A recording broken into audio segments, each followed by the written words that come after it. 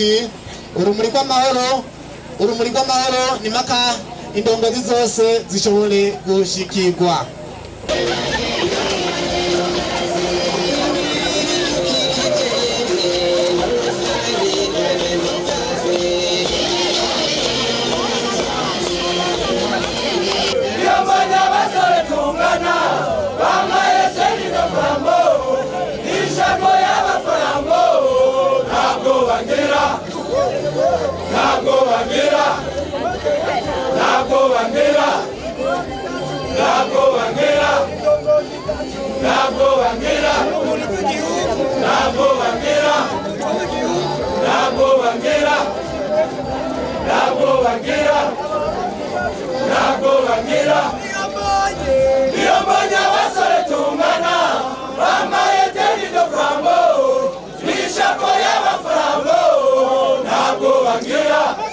Tumurikiwe n'iki kimenyetso dufashe twese kimurikira twese nk'abavuka gihugu nk'abavuka ntara abavuka komine ya Matongo turiyemeje kandi turabyemera ko twese turi hamwe amahoro arashoboka ko twese turi hamwe umwumvikano urashoboka ko twese turi hamwe ugukundana birashoboka ko twese turi hamwe ugutera imbere birashoboka ko twese turi hamwe urukundo rurashoboka ko twese turi hamwe ubumwe burashoboka.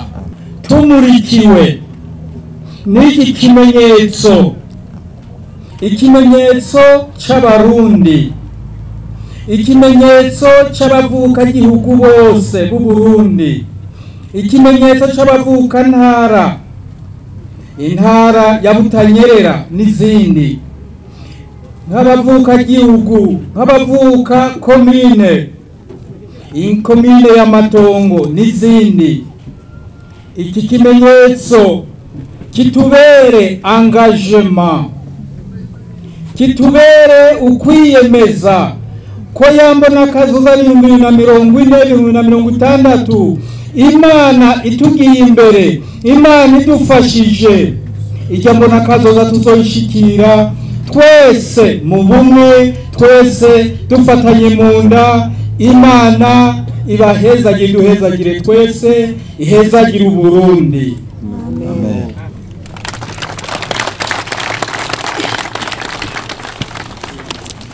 Ijambo bari bambwiye bifuza ko ndabashikiriza nahejeje. Igisigaye dusaba Imana kwibandanya ihezagira. Ndangize nshimira mwebwe mwese bavuka komine ya Matongo, nimuva hano mugende mwiyumvire, ariko kubindaba mwarankeje, mwatanguye kunkeza mu ntora, ariko Imana yashize akayo, yashizeho akayo. Jewe mu izina ry'Uhoraho kugira ngo azobanda yadushoboza, ndabakuriye ubwatsi. Amen.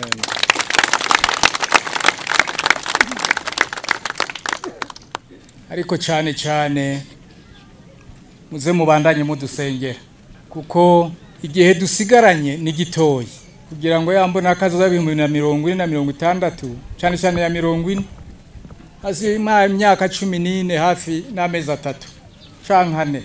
Bisaba ko Imana itegerezwa kudufasha tukayisenga ikatuja imbere. Yaratubwiye ati jewe ndi Imana yumva kandi yishura. Twamaze kuronka rero inyishu, igisigaye ni dusenge.